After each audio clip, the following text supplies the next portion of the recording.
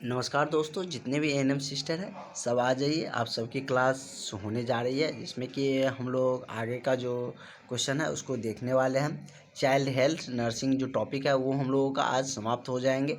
उसके बाद हम लोग नेक्स्ट टॉपिक देखेंगे। इस टॉपिक से जितने भी इम्पोर्टेंट क्वेश्चन थे, जितने क्वेश्चन आने की चांसेस थे, जो भी क्वेश्चन आएगा वो सारा हमने आपको बता दिए। यदि आपने वो सारे लेक्चर नहीं देखे हैं तो वो सारा लेक्चर आपको प्लेलिस्ट में मिल जाएगा, आप लोग देख सकते हैं। और इसके रिगार्डिंग आपको अगला जो टॉपिक शुरू होंगे तो उसका नोट भी प्रोवाइड कर दिया जाएगा। जिन भी कैंडिडेट को चाहिए वो सारे कैंडिडेट व्हाट्सएप पर कांटेक्ट करें। आप लोगों को जो उनका नोट्स होंगे उसका आपको मिल जाएगा। उसके लिए आपको 150 रुपया पेमेंट करने होंगे। और क्लास का भी लेक्चर और भी जो होते हैं लाइव क्लासेज और जो भी होती हैं, जो भी फैसिलिटी है वो सारा आपको प्रोवाइड कर दिए जाएंगे। तो चलिए हम लोग क्वेश्चन स्टार्ट करते हैं और जानते हैं हम लोग का आज का क्वेश्चन क्या कुछ है।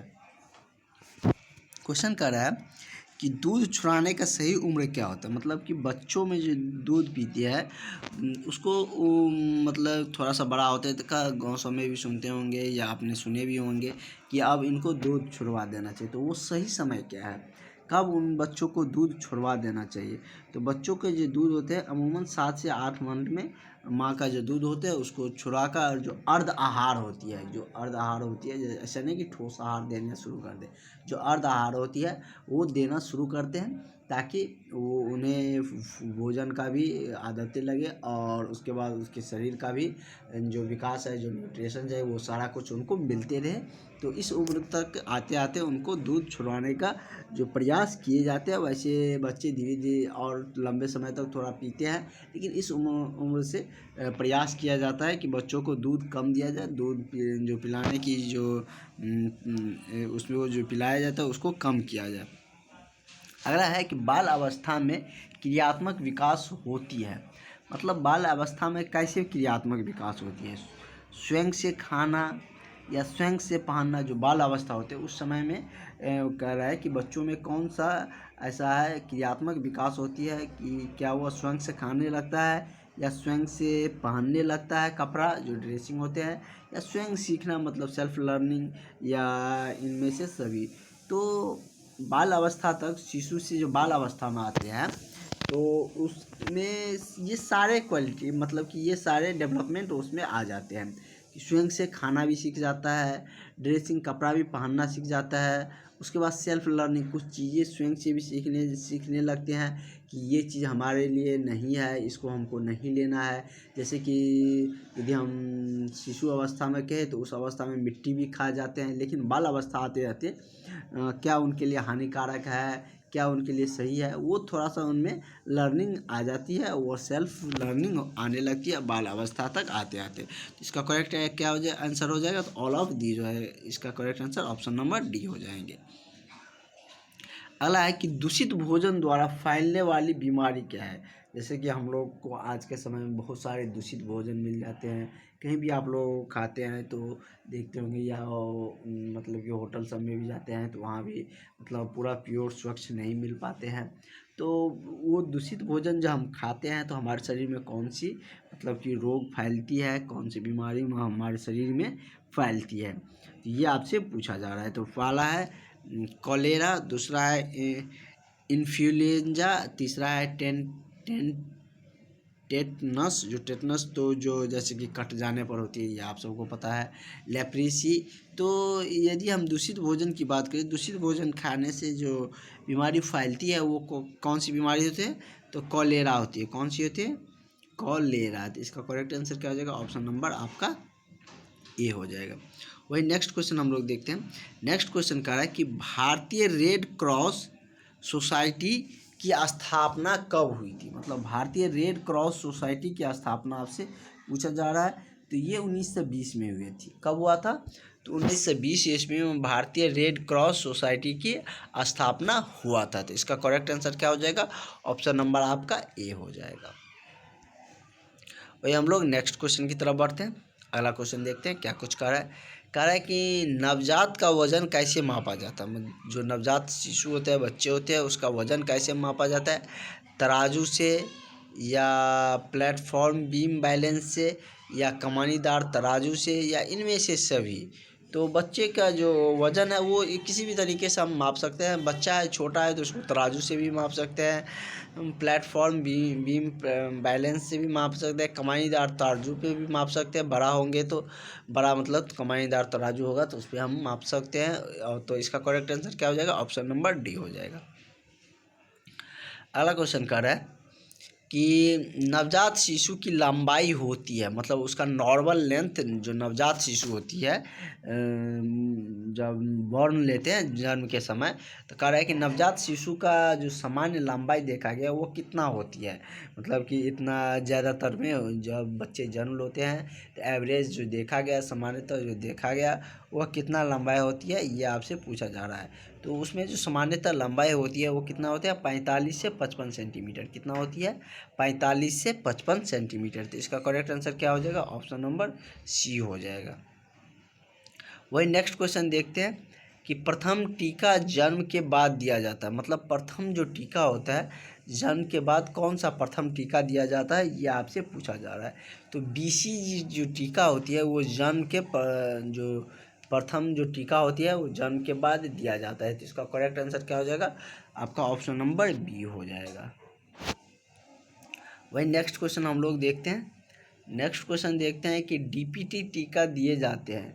डीपीटी टीका मतलब किस में दिया जाता है, ये आपसे पूछा जा रहा है। तो डीपीटी टीका की हम यदि बात करें तो वो किस में दिए जाते हैं? तो इंट्राम जो एस्क्यूलर मार्ग होती है उसमें दिया जाता है। तो इसका करेक्ट आंसर क्या हो जाएगा? ऑप्शन नंबर ए में ही दिया गया है कि इंट्राम एस्क्यूलर मार्ग। तो करेक्ट आंसर इसका क्या हो जाएगा? ऑप्शन नंबर ए हो जाएंगे। वही नेक्स्ट क्वेश्चन देखते हैं। नेक्स्ट क्वेश्चन कह रहा है कि बच्चों का वृद्धि एवं विकास प्रभावित होता है, मतलब बच्चों का जब वृद्धि एवं विकास होता है वो प्रभावित होता है किससे? हेरिडिटी अनुवांशिकता से, या वातावरण से, या पोषण स्तर से, या इनमें से सभी। तो ये जो बच्चे में जो अनुवांशिकता जो एवं वृद्धि एवं विकास जो पैदा होती है वो किससे होती है? तो अनुवांशिकता के उसका भी लक्षण होते हैं, इन्वायरमेंट का भी प्रभाव पड़ता है, न्यूट्रिशन का तो पड़ता ही है क्योंकि उसके डेवलपमेंट में ग्रोथ एवं डेवलपमेंट में न्यूट्रिशन का ज़रूरत पड़ेगा ही पड़ेगा। तो इसका भी करेक्ट आंसर क्या हो जाएगा? ऑल ऑफ दीज हो जाएगा। इस टाइप से आपका जो क्वेश्चन मिलेंगे जिसमें लगेगा कि नहीं इसका 2 आंसर सही होने वाले हैं, तो इसमें आप ऑल ऑफ दीज मार दीजिएगा, क्योंकि 2 होंगे तो तीसरा यदि आपको नहीं पता है तो वो हो ही जाएगा। तो यदि आपको कहीं 2 ऑप्शन का पता चलने लगे कि ये इसका दोनों ऑप्शन सही है तो आप ऑल ऑफ दीज मार दीजिएगा। तो चलिए हम लोग नेक्स्ट क्वेश्चन देखते हैं। और अब आप लोग मेहनत करिएगा तभी आपका एग्ज़ाम निकलेगा। तो जितना आप लोग मेहनत करिएगा उतना आपका एग्ज़ाम मतलब कि आपका मेरिट लिस्ट में उतना ही नाम आपका सिक्योर होगा, और आपका मेरिट लिस्ट में जो नाम है वो आएगा और आपका जॉब भी मिलेगा। इसलिए आप लोग मेहनत ज़रूर करिए तभी आपको फ़ायदा हो पाएगा। तो चलिए हम लोग अगला क्वेश्चन की तरफ बढ़ते हैं। कह रहे कि हैजा का सामान्य लक्षण है, मतलब कि हैजा का कौन सा इनमें से सामान्य लक्षण होता है? राइज वाटर स्टूल, या मुरझाई आँख, या जो मसलर्स स्काइप होता है, या उपयुक्त सभी। तो हैजा की हम यदि बात करें तो सामान्य लक्षण इसमें से सभी हो जाएगा। मुरझाई आँख भी रहता है, राइस वाटर स्टूल भी रहता है, मसलस क्रैप्स भी रहता है। तो इसका करेक्ट आंसर क्या हो जाएगा? ऑप्शन नंबर डी हो जाएगा। अगला क्वेश्चन देखते हैं। अगला क्वेश्चन कह रहा है कि बच्चा का जो एंटेरियर जो फैंटेनेल किस उम्र में बंद हो जाता है? जो बच्चे में जो एंटेरियर फैंटेनेल होती है वो कब जाके बंद हो जाती है, ये आपसे पूछा जा रहा है। तो ये कब बंद होती है? तो इसकी हम यदि बात करें तो ये आपको 18 माह जाते जाते क्या हो जाती है, जो इंटीरियर जो फॉन्टेनल होती है वो 18 माह की उम्र आते आते क्या हो जाती है, बच्चों में बंद हो जाती है। तो इसका करेक्ट आंसर क्या हो जाएगा? ऑप्शन नंबर डी हो जाएगा। वही नेक्स्ट क्वेश्चन हम लोग देखते हैं। नेक्स्ट क्वेश्चन कह रहा है कि किस टीका का चिन्ह त्वचा पर अस्थायी होता है। मतलब कि ऐसा कौन सा टीका है जो दिया जाता है तो उस पर मतलब त्वचा पर उसका मार्क बन जाता है, अस्थायी मार्क बन जाता है, परमानेंट मार्क उस पर स्किन पर हो जाती है। ये आपसे पूछा जा रहा है। तो BCG दिया गया है, DPT दिया गया है, मैस्लर्स दिया गया है, MMR दिया गया है। तो BCG जो टीका होती है जो कि कह सकते हैं कि आपके बॉडी पर वो जो त्वचा होती है उस पर इनका मार्क बन जाते हैं। तो इसका करेक्ट आंसर क्या हो जाएगा? ऑप्शन नंबर ए हो जाएगा। अगला है कि RBC का जीवन चक्र क्या होता है। मतलब उसका जो लाइफ स्पेन साइकिल होता है RBC का वो क्या होता है? 60 दिन का या 80 दिन का, 90 दिन का या 120 दिन का। तो BCG का जो जीवन चक्र होती है वो कितना होता है? 90 डेज का होता है। कितना दिन का? 90 दिन का होता है। तो इसका करेक्ट आंसर क्या हो जाएगा? ऑप्शन नंबर सी हो जाएगा। वही नेक्स्ट क्वेश्चन कर रहा है कि O2 की कमी के कारण शरीर में जो स्थिति उत्पन्न होती है उसे जाना जाता है, उसे क्या क्या किस नाम से जाना जाता है या क्या जाना जाता है, ये आपसे पूछा जा रहा है। ऑप्शन की तरफ बढ़ेंगे तो ऑप्शन में दिया गया है नीलिमा या पीलिया या निर्जलीकरण या जो पेलनेस होती है वो। तो ओ की जो मतलब ऑक्सीजन O2 की जो कमी से जो होने वाले शरीर में जो स्थिति उत्पन्न होती है वो कौन सी स्थिति उत्पन्न होती है? तो वो नीलिमा होती है। क्या होती है? साइनोसिस होती है। क्या होती है? साइनोसिस, नीलिमा होती है। तो इसका करेक्ट आंसर क्या हो जाएगा? आपका ऑप्शन नंबर ए हो जाएंगे। नेक्स्ट क्वेश्चन की तरफ बढ़ते हैं और हम लोग आगे क्वेश्चन देखते हैं। और आप लोग अपनी तैयारी ज़रूर अच्छे से करते रहिए क्योंकि आपको जल्द ही एग्ज़ाम डेट के बारे में भी बता दिया जाएगा। जैसे ही आयोग की तरफ से रिलीज़ किए जाएंगे। आयोग की तरफ से बोले गए थे कि अक्टूबर के ही लास्ट में एग्ज़ाम डेट बता दिया जाएगा। वैसे आप लोग का एग्ज़ाम दिसंबर में होना है तो अक्टूबर में बोला गया था कि बता दिया जाएगा। तो अभी तक नहीं आया है। जैसे एग्ज़ाम डेट आएगा हम आपको बता देंगे कि आपका एग्ज़ाम का शेड्यूल क्या रहने वाला है। वैसे आपका जो एग्ज़ाम है वो 4 डिस्ट्रिक्ट में अभी दिया गया है और वो डिस्ट्रिक्ट बढ़ भी सकता है। ऐसा नहीं है कि वही रहेंगे क्योंकि नंबर ऑफ़ वैकेंसी भी बढ़ा है तो डिस्ट्रिक्ट भी बढ़ सकते हैं।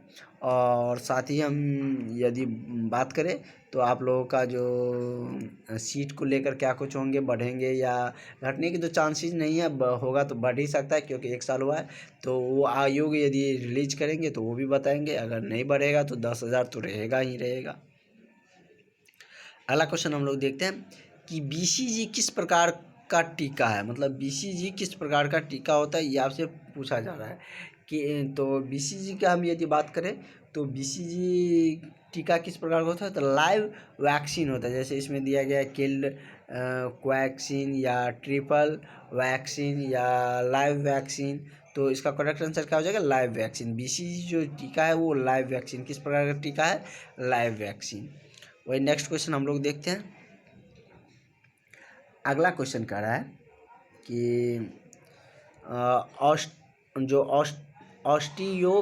ऑस्टियोपोरोसिस किस कमी के कारण होती है। तो ऑस्टियोपोरोसिस की हम यदि बात करें तो वो विटामिन डी की कमी से होती है। किसकी कमी से?